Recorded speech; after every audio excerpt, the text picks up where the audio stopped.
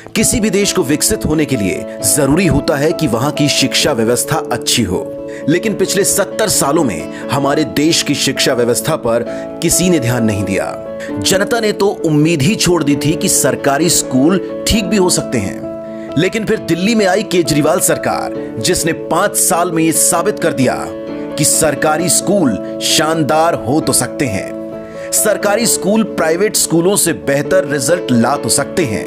पिछले 5 सालों से लगातार दिल्ली के सरकारी स्कूल अपना ही रिकॉर्ड तोड़ते आ रहे हैं और इस साल तो उनका रिजल्ट 98% पहुंच गया है।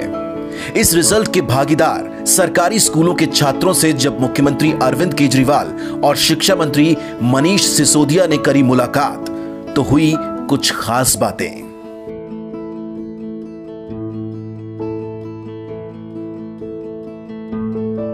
सरकार का पैसा कहाँ से आता है?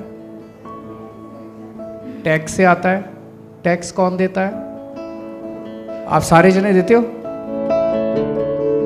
इस देश का गरीब से गरीब आदमी भी टैक्स देता है। जब आप बाजार से माचिस खरीद के लाते हो, उसके ऊपर भी टैक्स लगता है। सेल टैक्स, जीएसटी, फलाना ढिमका, तरह तरह के टैक्स लगते हैं। आप किताबें कापियाँ खरीदते हो, उस पर भी टैक्स लगता है। पेंसिल खरीदते हो, उस पर भी टैक्स लगता है। खाना खरीदते हो, उस पर भी टैक्स। तो गरीब से गरीब आदमी भी टैक्स देता है। उस गरीब आदमी के टैक्स के पैसे से आप लोगों को फ्री में शिक्षा मिली है, अच्छी शिक्षा मिली है। तो जो मर्जी बनो अपनी ज़िंदगी में, लेकिन जो इस देश ने आपके लिए किया उसको कभी मत भूलना। उस देश को वापस देना है।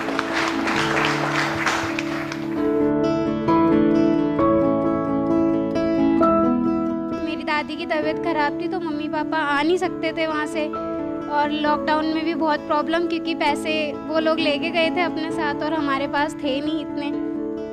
तो मेरे पास जो सेविंग्स थी मेरी 2000 रुपीज़ ही थे मेरे पास उस time.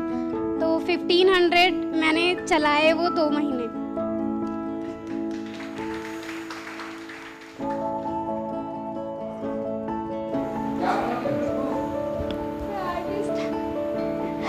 Yes sir. Painting? Yes sir. अच्छा, पेंटिंग करते हो? यस सर, मैं सर से मिली भी हूँ जब यहाँ पे रॉयल कपल, डच कपल्स आए थे नीदरलैंड से। सर, आपकी जो मैकमिलन एजुकेशन इंडिया था, वो जो स्कीम थी इंग्लिश स्पीकिंग की, मेरी इंग्लिश बहुत कमज़ोर थी 11th में भी और 10th में भी, पर उसकी वजह से मैंने अपने मार्क्स ना बहुत ज़्यादा इंक्रीज़ किए और 12th में भी मैंने बहुत अच्छी तैयारी की, जिसकी वजह से मेरे